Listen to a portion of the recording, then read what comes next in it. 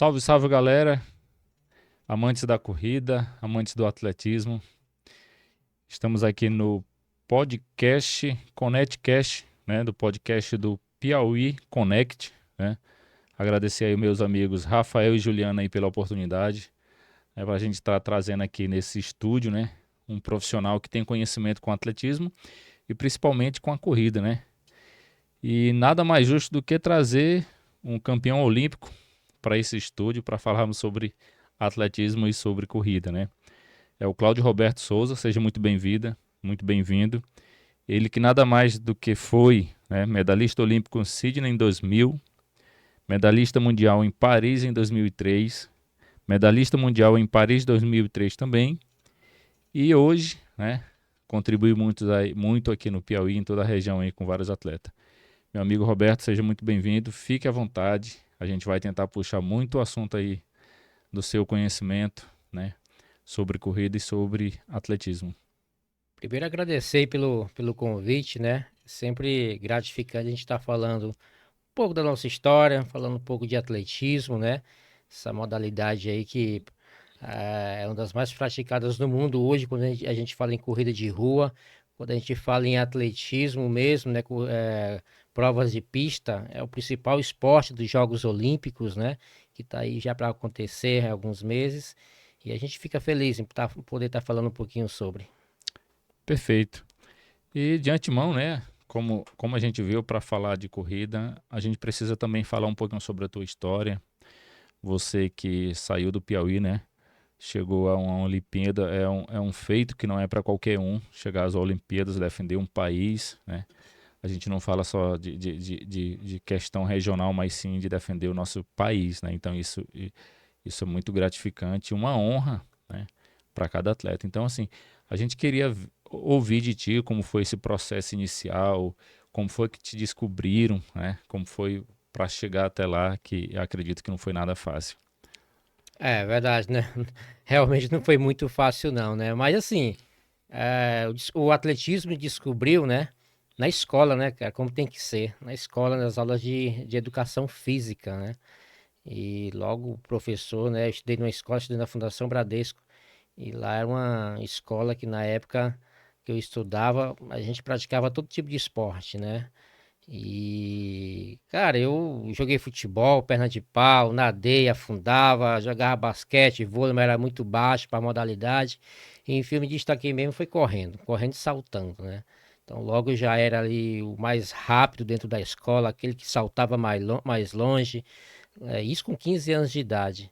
E já ganhava jogos escolares, né, piauienses.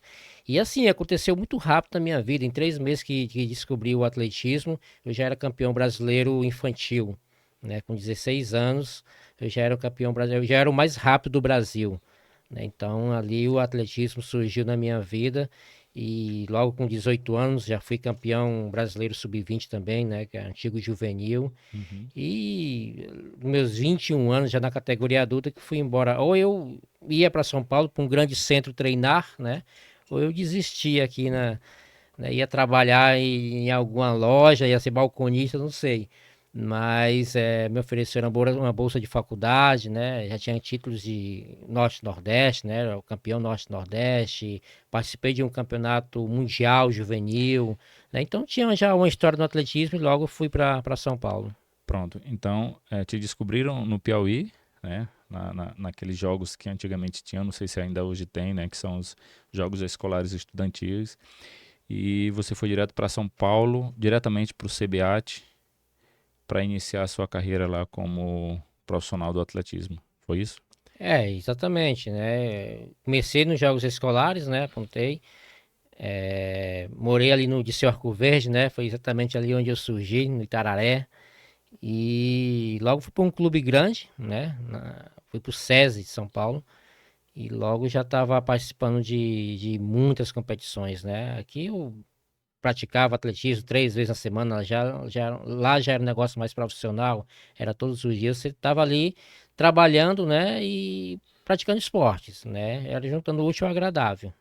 Então, a tua vida naquela época resumia-se ao atletismo, Ao né? atletismo é os estudos, né? Que ganhei uma bolsa em faculdade também. Então, por isso, né? Foi uma porta que o atletismo abriu para mim, né? Foi para estudar. Então, fui para uma faculdade, me formei em educação física, né? E junto aí eu fui treinando, né?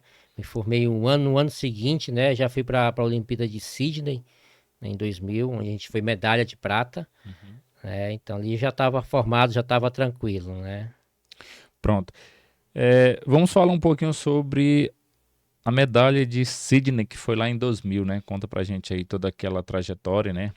Todo aquele processo das eliminatórias, de chegar na final, de conseguir chegar ao pódio lá. Conta aí pra gente como foi toda essa trajetória. Essa história de Sydney, ela é bem, bem comprida. Tentar resumir aqui, né? Mas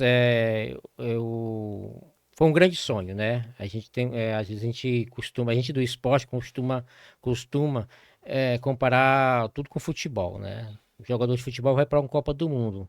Nós do atletismo é para uns Jogos Olímpicos, né? Como se um jogador fosse para a Copa do Sim, Mundo, aí comparando, né? Então é o ápice que um atleta amador pode atingir, é participar de uns Jogos Olímpicos. E ainda mais no atletismo, a principal modalidade de Jogos Olímpicos, né? Onde tudo começou, onde a Olimpíada começou lá atrás. Então, e eu classifiquei para participar desses Jogos na prova dos 100 metros, né? Então fui classificado para a prova dos 100 metros e automaticamente já estava classificado na prova do revezamento 4 por 100. Nossa, Roberto, a gente que é do esporte, principalmente amantes da corrida, eu vou falar corrida, são paralelas com o atletismo. A gente costuma muito falar em questão de velocidade, de tempo, né? Como tu teve lá em Sydney em 2000, né, que foi campeão nos 100 metros, né? Qual a média de velocidade de tempo ali calculado ali naquele momento ali? Na verdade, né, nos 100 metros eu cheguei até as quartas de finais, né? Na prova dos 100 metros. Eu cheguei a 36 quilômetros por hora, né? Minha média. O Zayn Bolt chega a 39, coisa assim, né? Então, que é o recorde mundial. Sim. Então é muito rápido, né? É como poderia colocar aí já uma quarta ali no carro, né? E é quase 40 por hora. Então é muito rápido, né? Pessoal, prova de 100 metros, pessoal fala que a gente não, fala que a gente não respira, né? Lógico que respira, né? Se a É, gente não respirar durante 10 segundos em alta intensidade, você cai durinho no chão, mas respira. Mas é bem bacana, é bem rápido. ali é uma média que é de 8, 10 segundos no máximo, né? 100 metros. 10 segundos, 9, 10 segundos, né? Recorde mundial hoje é 9:48, 9:58 do Usain Bolt jamaicano. Pronto. Você também teve lá em Paris, 2003, né? Também foi medalhista mundial, né? Isso. Sydney, na verdade, a gente foi medalha de prata, né, em Sydney, no revezamento 4 por 100. Em 2003, nós fomos prata também, né? Pô, parece Vasco, né? Só vice. A gente perdemos para os Estados Unidos, né, cara? Né? Então a gente em Paris também foi vice-campeão mundial, né? Então o Brasil ele já tem uma história no revezamento. Sim.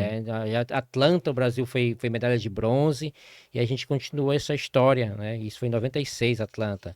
E eu já entrei em 2000, né? Em 2004, em Atenas, né? Foi minha segunda Olimpíada. Eu fui classificado nos 200 metros, corri o revezamento 4 por 100 lá também. E lá fomos para a final, mas não ganhamos medalha. Ficamos na oitava colocação. Mas o ápice mesmo foi Sydney, onde eu corri a eliminatória daquele revezamento, né? Não corri a Lá final, foi 4 por 100, né? 4 por 100. Eu não corri a final, corri ali as semifinais, né? Então eu não, acabei que não. Cláudio, eu tava olhando um vídeo de vocês lá, só pra galera aí lembrar dos nomes que estavam lá, né? Eu vou pedir que você fale aí qual era a equipe brasileira que estava lá contigo, que hoje são grandes profissionais do atletismo renomado, né? Que a gente teve na época e que até hoje fazem história aí com você, né? Desse grande feito aí para nosso país. Conta pra gente aí quem era a equipe da época lá. Era o Vicente Lenilson, né? O homem que abriu o revezamento. o Edson Luciano, que era o segundo homem, né? O Uhum. segundo que recebia o bastão. O André Domingos, terceiro homem, né? E ele revezava o Claudinei Quirino e eu, E você né? fechou lá. E eu fechando o revezamento e em outra oportunidade ele fechando também, né? Na verdade, na final. Então o time brasileiro era carrasco na época, né? Só fera mesmo do É, atletismo na época que. a gente bateu o recorde sul-americano, né? Na prova, né? Então a gente era um dos melhores do mundo. Essa mesma equipe no ano seguinte, em 2001, nós entramos forte no Campeonato Mundial em Edmonton, no Canadá. Tínhamos tudo para ser campeões mundiais, mas infelizmente, devido a um erro, o bastão caiu, né? E a gente não conseguiu ser campeão. Mas Pronto. faz parte. Essa de Edmund, né? Que foi em Canadá, né? Isso. Pronto. Beleza. Cláudio, uma outra observação que a gente tem aqui, né? Que foi a medalha de Paris, né? 2003, né? Que vocês também fizeram esse feito. Conta pra gente aí como foi toda essa trajetória, já que é pulando de uma Olimpíada para outra, né? É isso? De uma competição para outra, vem todo um processo de treinos pesado, porque Uhum. assim, a gente como atleta amador, às vezes a gente acaba não entendendo que o nosso nível pro de vocês, a diferença é muito grande, né? Vocês são atletas de alto nível, né? De alto rendimento, né? E como que é todo esse processo de treino, de descanso, de alimentação, o fator sono também, isso aí tudo contribui para um rendimento bom, né? É disciplina, né? A gente tem que seguir toda uma periodização, né? A gente fala de um macrociclo olímpico, né? Então a gente tem que preparar durante 4 anos para chegar a outra Olimpíada. E nesses 4 anos tem um campeonato mundial, né? Então estava em Sydney em 2000, né? Sonho atingido, né? Objetivo conquistado. Opa, qual o próximo objetivo? O objetivo maior é a Olimpíada, né? Então, 4 anos depois tinha a Olimpíada de Atenas, 2004. Só que em 2003 tinha Paris, que era o campeonato mundial, né? Tão importante, né? Quanto uma Olimpíada, assim, para nós, né? Sim, Porque o nome Olimpíada é muito maior, né? Do que um é. campeonato mundial. Né? Então, é toda essa questão de periodização de treinamento, principalmente, e faz parte do isso, a alimentação, o sono, a preparação física, psicológica, né? Tudo isso faz parte da preparação do atleta, né?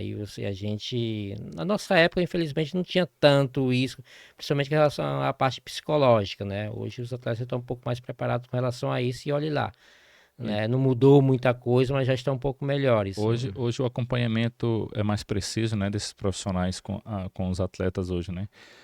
Eu acredito que na época lá, como é que vocês lidavam, né? Porque você saiu do Piauí, foi para uma Olimpíada, em seguida teve outras competições a nível mundial. Como que é que tá ali no lotado de torcedores de vários países e você ter que lidar com esse momento de emoção e encarar uma prova duríssima no meio de vários atletas renomados. Ali, na verdade, no atletismo estavam os melhores do mundo, né? Então a gente tem que reconhecer isso, não pode vislumbrar com relação a isso, né?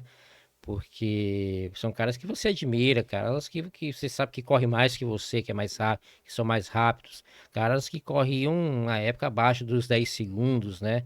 Recordistas mundiais. Então, pô, e você tá ali no meio deles, né? Ou seja, sinal que você também é bom, né? Com Sinal certeza. que você, pô, você chegou até lá, sinal que você tá entre os melhores também. Chega lá e ainda conseguir uma medalha olímpica e conseguir uma medalha em um campeonato mundial, não é para qualquer um, né? Mesmo que seja numa prova de revezamento, porque a prova de revezamento é bem complicada também, porque é uma prova por equipe, onde existe um implemento chamado bastão, onde você tem que passar aquele bastão de uma mão para outra em alta velocidade, né? Então não é fácil, é muito treinamento e o Brasil já foi considerado, né, ainda é considerado uma das maiores e melhores passagens do mundo. Eu tive observando, inclusive, alguns vídeos, né? Inclusive alguns vídeos seus também em relação àquela passagem do bastão, né? A gente observa que quem larga, o outro que está na espera, ele já tem que ter um momento exato para ele poder também sair num ritmo, né? Equiparado para que haja o momento correto da passagem do bastão. Como é que é feito todo aquele processo ali de treino, inclusive até no dia da prova, como é que é feita toda aquela passagem ali.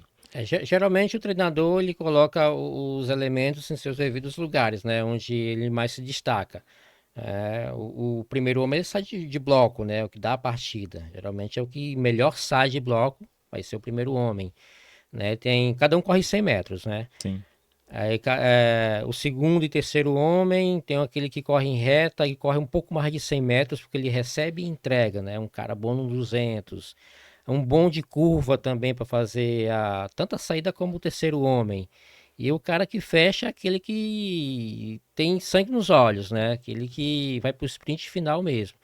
O treinador da época, o Jaime, sempre falava: Cláudio, você é o Coringa, você consegue correr bem em todos as posições, né? E isso realmente conseguia fazer, conseguia largar bem de bloco, conseguia correr bem em curva, na reta, fechando, né? Então, qualquer lugar eu era o único que conseguia correr em qualquer posição, né? De uma forma, de uma maneira excelente, né? Então, eu tinha esse lado, eu tinha essa questão ao meu lado, né? pronto, que favorecia muito, né? Eu tive observando os vídeos lá, bem interessante, né?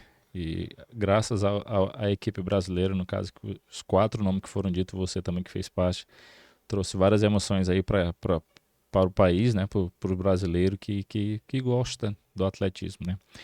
É, e tem um detalhe aqui para a gente debater aqui, foi a medalha de Sydney em 2000, né? Que você era da equipe, que inclusive foi vários temas de manchetes do esporte, né, em relação à medalha, né? E eu queria que você contasse aí pra gente como foi todo esse processo, após a competição e depois esperar um bom tempo para que, de fato, você fosse reconhecido como parte da equipe que foi campeã naquele momento. Hum. Como eu falei, né? Eu não corri aquela final, né? Sim, Eu fui como reserva naquele revezamento, fui como titular nos 100 metros, mas no revezamento fui como reserva. Eu estava completando o revezamento que foi medalha de bronze na Olimpíada anterior, né? Eu entrei na seguinte.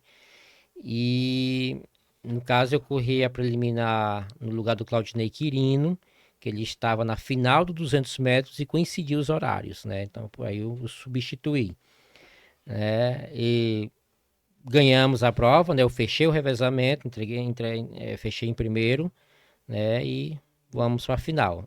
Na final, o Claudinei Quirino, que na época era o nosso melhor velocista, era o mais uhum, rápido de todos, né? A final, ele ficou na final, fechando o revezamento, eu fiquei de fora, né? Fiquei como suplente ali, assistindo de fora, e foi toda aquela festa, né? É como se estivesse lá dentro da prova, né? Medalha de prata e tudo, né? Aquela narração do Galvão Bueno, é prata, sim, é prata, é prata, é prata, foi bem emocionante mesmo. E foi uma medalha bem emblemática, porque naquela Olimpíada não houve nenhuma medalha de ouro para o Brasil, nenhuma, né? Só prata e bronze.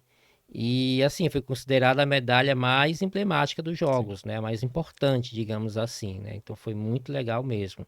Enfim, na hora da premiação, quando sobe ao pódio, não é igual às equipes coletivas. sim, Futebol, vôlei, basquete, todo mundo sobe ao pódio e recebe sua medalha, até aqueles que não jogaram, sim. né? E Comissão técnica, né? comissão técnica, todo mundo Todo mundo recebe a recebe. medalha. E no atletismo, né, no revezamento 4x100, só os 4 que correm a final que pode Subir subir para ao receber. pódio, né? Então isso é um protocolo deles lá, né? E mesmo assim eu teria direito a receber aquela medalha, né? Sim. Aquela medalha seria entregue um pós-momento ali, né, por alguém, ou entregaria para algum dos atletas ou para algum dirigente. Meu irmão, isso foram 20 anos, essa medalha nunca chegou na minha mão, né? A gente até hoje não sabe o que aconteceu com essa medalha, se realmente foi um erro do comitê organizador, né? Se foi entregue em mãos erradas, né, essa medalha, sei que nunca chegou. E ali na logística de voltar lá, porque era a última prova do atletismo, né? Naquela logística tinha que voltar para a Vila Olímpica, pegar o voo de volta ao Brasil, né? Então nem tive tempo de ir atrás dessa medalha, ficou por conta do Comitê Olímpico Brasileiro, né? Só que, como eu falei, virou aí 20 anos, né?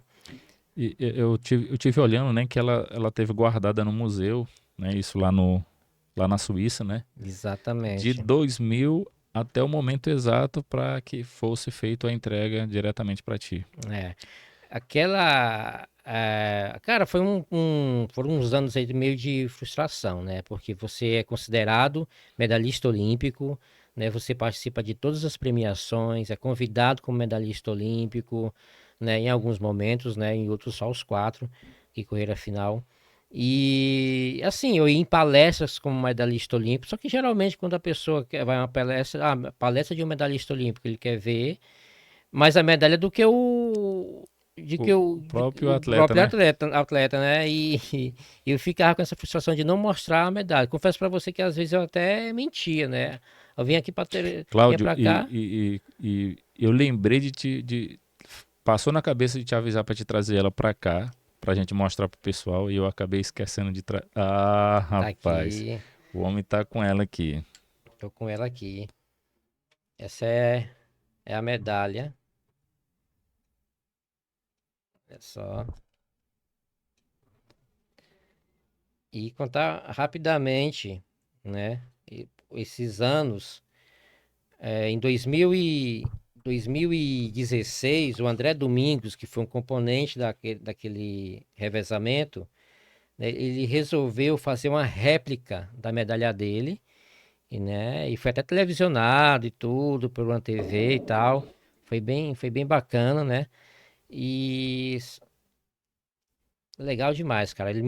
Porque assim, eu ia para as palestras e não levava Não medalha. E levava naquela medalha. época, quando ele me deu a réplica da medalha dele, eu finalmente tinha uma medalha para poder me acompanhar, né? Tinha uma medalha para poder levar para as palestras, Uhum. né? Mas sabe quando fica aquela coisa de, poxa, mas não é original ainda? Essa é muito especial, mas não é aquela original ainda, não é aquela medalha, né? Nisso, um repórter, né, que já tinha feito uma matéria imensa na Folha de São Paulo comigo, não deu em nada, né? E ele foi para uma grande equipe, uma grande emissora depois, né? Ele foi para Globo, né? Uhum. Ele falou: Claudinho, chama de Claudinho, vamos voltar a fazer aquela matéria? Vamos atrás dessa medalha? Vamos embora.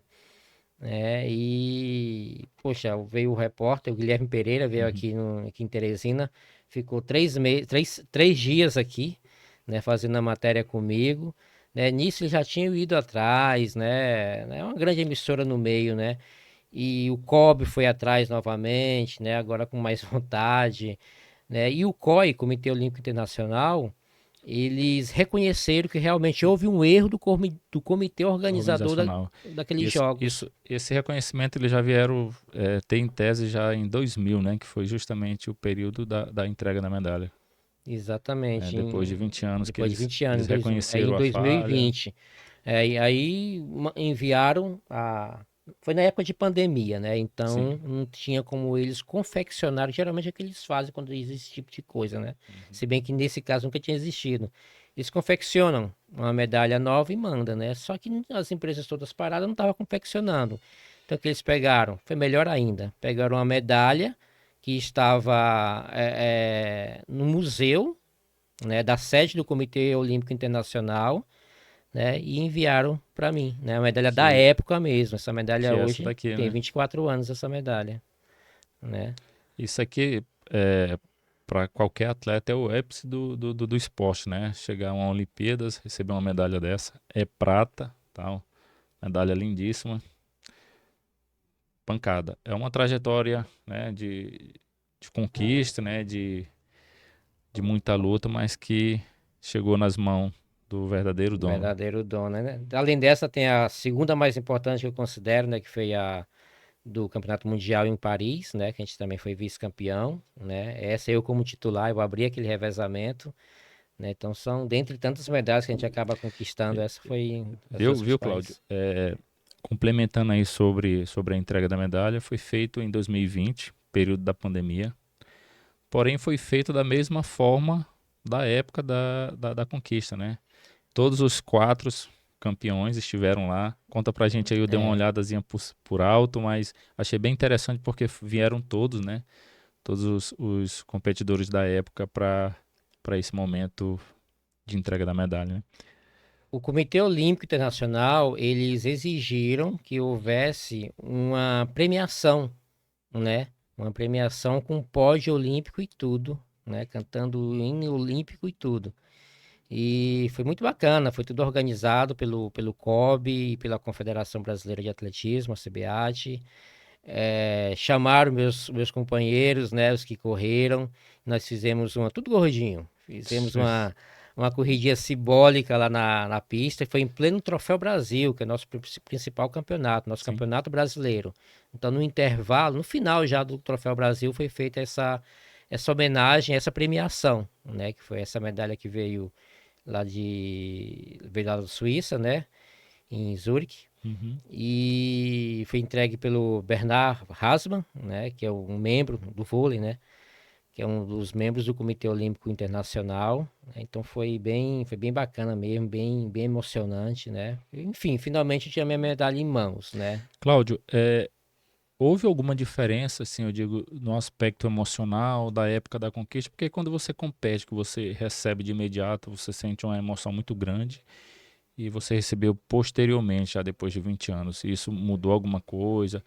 Ou você acredita que a emoção foi bem maior? Porque passaram 20 anos, então 20 anos é um período que você acaba tendo que lidar com várias situações, esperar que o comitê realmente reconhecesse para fazer o envio, tudo isso ali. Houve alguma diferença ou para ti foi uma conquista da mesma forma? Costumo dizer que foi a conquista da conquista, né. Te conquistou, mas só agora que eu conquistei a medalha, né. Então não, tem essa diferença porque você passa por algumas situações desagradáveis, né? E quando você está com a medalha da mão, né, isso muda totalmente, né? Sim, Isso muda muito. E eu costumo falar que eu não trocaria tudo isso que aconteceu comigo, eu não trocaria por ter recebido a medalha naquela época. Por quê? Porque não subi ao pódio, aquela medalha ia ser entregue a mim, os quatro subiram ao pódio, ia ser entregue e pronto. você somente entregue de... E assim, seria reconhecido como medalhista olímpico, porém, os holofotes estavam somente nos quatro que correram aquela naquela final, época, isso. né? Que correram aquela final.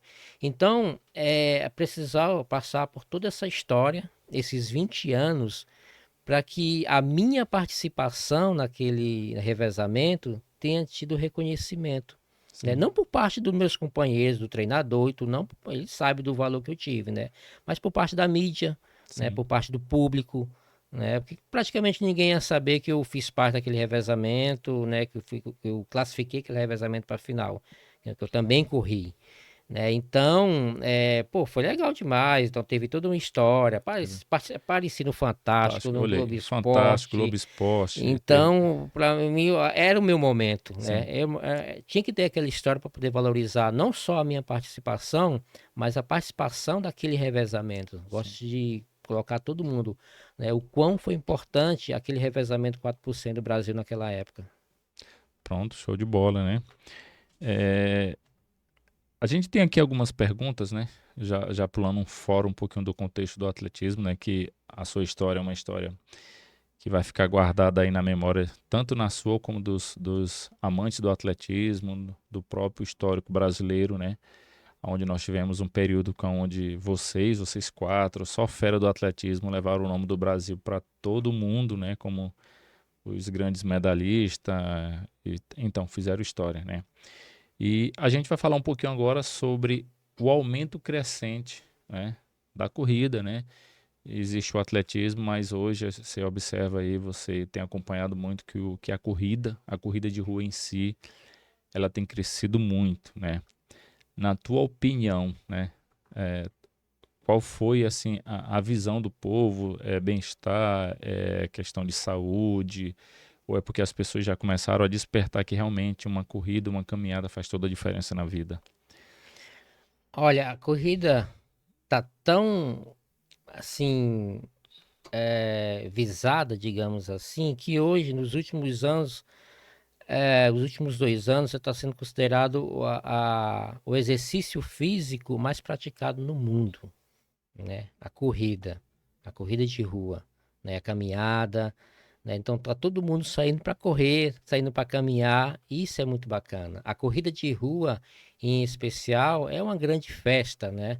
Porque as pessoas não vão. Se for pegar ali, 5% daquela galera que está ali estão indo realmente para ganhar a Isso. prova.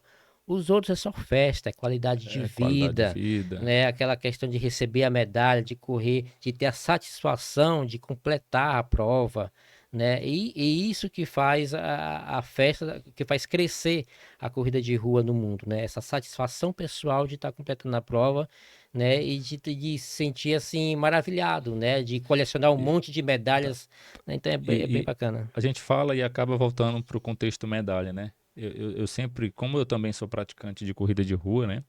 Eu sempre digo, uma bonita medalha, uma medalha que realmente o atleta, ao finalizar aqui a corrida de 5, independente que seja qual a distância lá, que ao finalizar ele receba, ele tem ali uma história para ele, né? Igual a sua, que foram várias medalhas, várias Olimpíadas, né? Vários títulos mundiais, mas aquele corredor lá, em qualquer cidade, ele sempre vai ter aqui uma lembrança boa, né? E muitos estão ali lutando contra a obesidade, estão ali lutando contra problemas psicológicos, enfim. Hoje a corrida ela é um dos esportes que as pessoas, eu acredito que mais de 70% da população brasileira mundial já pratica corrida, não é isso? É verdade. E a gente sempre, eu como profissional da educação física, né, a gente sempre fala que para ele estar sempre acompanhado de um profissional da educação física, né, não sair correndo ó, aleatório, né, sem informações, né, tem que ter o mínimo de informação para poder correr, porque eh, porque ele é, é ótimo para a saúde, né? Para várias doenças coronarianas, né? No entanto, se ele vai sem muita informação, se ele já existe alguma doença pré-existente, né, acaba sendo perigoso ele sair para correr, né? Alguns casos já andaram acontecendo, né? Então isso que não pode acontecer. Por isso que a gente sempre fala procurar uma orientação médica, né? Realmente pode correr, fazer aqueles Pronto. exames, né? Específico, né? Específicos e procurar um profissional da educação física. Pronto. É uma observação bem interessante. O que que a gente observa? Correr é bom, correr ao ar livre é maravilhoso, porém existe essas observações que você acabou de citar, que é interessante. Não somente para quem já pratica um bom tempo, mas para quem está iniciando de preferência, né? Eu tenho falado muito, né? Inclusive com alguns colegas, ó, vai no médico, vai ver como é que tá, tem que fazer uma bateria de exames, porque correr não é só correr, meter o pé no tênis, às vezes é um tênis inadequado, é a falta, inclusive, da própria hidratação no momento do treino, no momento da corrida, enfim, são vários fatores, né? E o que tu acabou de falar é algo que é primordial para quem quer realmente seguir na vida de corredor. É, tem que ter orientação, né? Tem que ter orientação para que ele não saia aleatório e possa vir a ter problemas, né? Pode ser que não também, pode ser que ele comece a correr sozinho e leve isso para a vida dele inteira, e não a vida inteira dele ou dela e não ter nenhum tipo de problema, né? Mas é perigoso sim, né? No caso, se não tiver orientação e acompanhamento médico, né? Porque se está cuidando da saúde, porém se está colocando ao seu corpo, né? Seu corpo não é máquina, né? Então ele tem que estar se cuidando ali Sim. diariamente, né?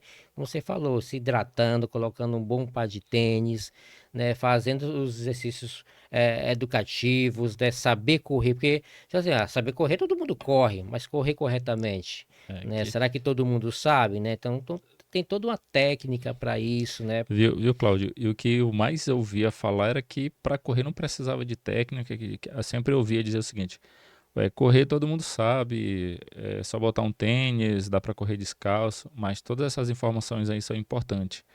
Inclusive, vários casos, né, de atletas, diríamos que de bom rendimento, passaram mal e acabaram vindo a óbito em algumas provas, em alguns treinos, justamente por não se atentarem a essas situações de estar com acompanhamento médico com frequência, não é isso? É verdade, é verdade. Principalmente em provas mais duras, provas mais difíceis, né? Uma prova de 5 quilômetros é bem diferente de uma maratona, de uma meia maratona, né? Às vezes você tá treinando para uma prova de 5 quilômetros e vai querer encarar uma maratona. É complicado, né? Você não pode fazer isso, né? Porque o seu corpo não está preparado para aquilo, né? Cláudio, fala pra gente a importância desses educativos. Eu treino musculação específica para trilha, para corrida, né? E o que se escuta muito é que alguns atletas, inclusive colegas, dizem que não gostam de academia, não gostam de funcional, não gostam do educativo. Então, conta pra gente aí qual a importância desse tipo de exercício.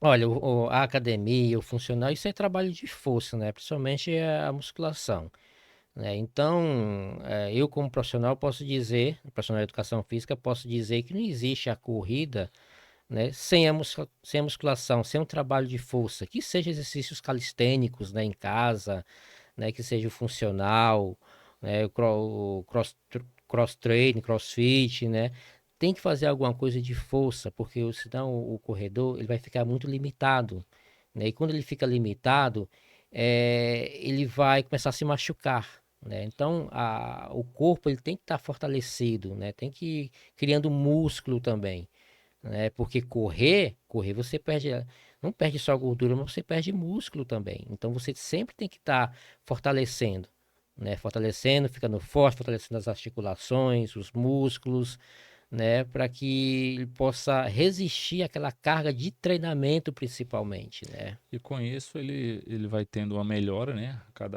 Cada passo, a cada período de treino que ele vai tendo, o rendimento dele vai melhorando e chegando ali ao ritmo que ele realmente almeja, né? Exatamente. E os educativos de corrida têm uma importância fundamental, né? Que são aqueles exercícios, o skipping, joelho alto, ânfase, soldadinho, passeio na floresta, é tudo importante porque ele vai te ensinar a melhorar a tua coordenação, né? É que a gente fala que como a gente estava falando, todo mundo sabe correr, né? Mas sabe correr corretamente? E esses educativos vai te ensinar a melhorar o teu desempenho dentro da corrida. Vai correr mais leve, mais solto, mais tranquilo, né? A corrida é um movimento cíclico, né? Então os educativos são esses movimentos quebrados, né? Que Uhum. juntando todos vai dar a corrida, né? Por isso que é importante fazer até os campeões mundiais, medalhistas olímpicos, né? De maratona, né? De corrida de 10 quilômetros. Todos esses caras, eles fazem educativos todos os dias, né? É algo que tem que ser feito todos os dias, toda O- sessão de treino. Os quenianos são prova disso, né? E os quenianos fazem em grupo, né? Os quenianos, e fazem de uma Em maneira excepcional, né? O, Tudo coordenado. o tipo de terreno que eles treinam é diferente, eles raramente treinam em asfalto, normalmente eles fazem os educativos e treinos de corrida em áreas, em terrenos diferentes, né? Justamente para melhoria, né? E o crescimento voltado para algumas provas que eles mejam, né? Que eles procuram fazer, na verdade. Eles fazem muita corrida de montanha também, de trilha, exatamente para poder ganhar mais força, né? Para poder chegar nas grandes provas, né? Principalmente nas de rua, Uhum. circuito plano, com subidas e tudo, eles têm um desempenho bom, né? Então, né? Ali é muito treino também, muita dedicação para os africanos, né? Eles têm o atletismo como uma oportunidade de vida, né? Só porque eles nasceram com uma genética privilegiada, que quer dizer que eles vão ser grandes campeões, né? Então eles têm muita vontade de vencer na vida. Então, porque eles moram, tem as canelas compridas, que moram na altitude, né? Na Europa no Quênia é altitude. Aí tem aquelas historinhas que desde pequeno eles correm de leões, né? Essas coisas, né? Tudo balela isso aí, né? Então ali é muita vontade de vencer mesmo. Então eles treinam para ser Muito campeões, para treino, né? vencer na vida, para ser uma oportunidade de vida mesmo. Cláudio, o peso do corredor influencia? Influencia sim. Ele tem que estar. O corredor de rua tem que estar levinho. Porém, tem aqueles corredores de rua grandões, né? Assim como você, maiores, né? Onde a espessura do osso é maior, né? Então, ali não tem como baixar muito o peso, né? Tem que ficar uma estrutura compacta, né? De acordo com. Não tem jeito, de acordo com a sua estrutura. Nesse caso entra aí a importância do educativo fortalecimento, né? E aí tem que estar muito forte, tem que estar forte, forte assim, o suficiente, né? Não pode ficar marombado Sim, também. Tem que estar fortalecido para poder aguentar aquele impacto do teu peso no chão, né? Então, para isso tem que estar fortalecido. O impacto vai diretamente nas articulações, joelho, quadril, tornozelo, né? Então, se você tem que fortalecer tudo isso aí, toda a região do core, né? Abdômen, dorso, lombar. Então isso aí é super, super importante, né? Então, independente do seu tamanho, né? Tem que estar fortalecido. E já vi grandes atletas aí, né, de fundo, correndo grandes resultados. Eu acho que não pode ser, não é grande problema não, né? Desde que ele esteja fortalecido. Pronto. A gente vai falar aqui só para a gente tá finalizando aqui nosso bate-papo, né? E hoje uma modalidade que tem crescido muito, né? Em conjunto com a corrida de rua, são as trilhas, né? Eu particularmente, eu gosto de corrida de rua, mas eu sou amante da trilha, né? Sou amante da trilha, faço parte de uma organização de uma corrida de trilha no Maranhão, que acredito que é uma das provas bem requisitadas, né? No interior do Maranhão, que é lá em Bacabal. Um salve aí para quem gosta dessa trilha, é uma das trilhas bem interessantes. São dois percursos. 2024 chegou e com 3 percursos. E com esse avanço, né, no teu entendimento como ex-atleta, faz parte mesmo da visão, ou as pessoas estão buscando correr numa área diferente, no meio da natureza, porque hoje a trilha também tem crescido muito no Brasil, né? Inclusive, existem várias provas lindas que nós temos por aí. No Piauí tem várias provas interessantes, São Paulo tem prova interessante, Maranhão já tem várias provas também que são legais. Cara, a trilha, a gente pode falar já desde a antiguidade, né? Quando nossos primórdios, eles saíam para caçar, né? E era fazendo trilha, né? Então eles corriam, né? Por isso que o atletismo é o esporte mais antigo, né? Então eles iam às suas lutas fazendo trilhas, né? Caças, né? Então é desde antigamente já isso aí. Hoje em dia, como a gente está falando nos bastidores, os Estados Unidos, né, e os ingleses, né, que são apaixonados por atletismo, eles começam tudo fazendo cross-country, tudo fazendo trilha. Né, uma maneira deles estarem estimulando a pessoa a fazer o atletismo, porque é gostoso, né? Você tá fazendo trilha, passando por algumas dificuldades, porém interessantes, né? Vendo lindos lugares, então isso faz parte. E olhando para a parte física, te fortalece. Desde pequeno, desde criança, né? Eles já começam a fazer, já vai fortalecendo de uma maneira natural a tua musculatura. Né? Então, quando ele entra ali para o plano, ele já está mais forte, né? Já vai estar mais resistente também, porque requer uma resistência muito grande, né? Uma potência muscular grande também quando se faz trilha, né? Então todo atleta que vai iniciar, né, quer fazer a corrida de rua, ele tem que deixar uma parte do seu treino para fazer trilha. Faz parte da periodização também, principalmente nos períodos de base, quando está iniciando, tem que fazer trilha, porque aquilo dali vai te dar uma base muito boa para quando você for para o plano. Sim, Né? Então isso é bem importante e estimulante, né? E hoje em dia está aumentando cada dia mais, as tá. pessoas gostam de fazer, né? As pessoas viajam para poder fazer trilha e isso é muito bacana. Eu mesmo dou treino para um atleta, né? Ele mora o Jair, ele mora em Mato Grosso do Sul, né? Sim, Em Campo Grande.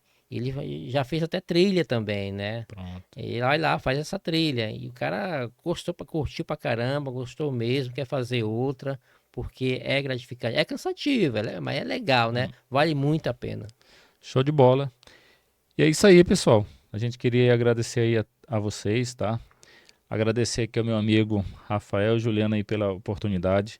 Dizer para vocês que esse espaço aqui também é de vocês aí que são amantes do esporte, você que é médico do esporte, você que é fisioterapeuta, qualquer profissional, sintam-se convidados para vir aqui nesse podcast para falar sobre saúde e esporte, né?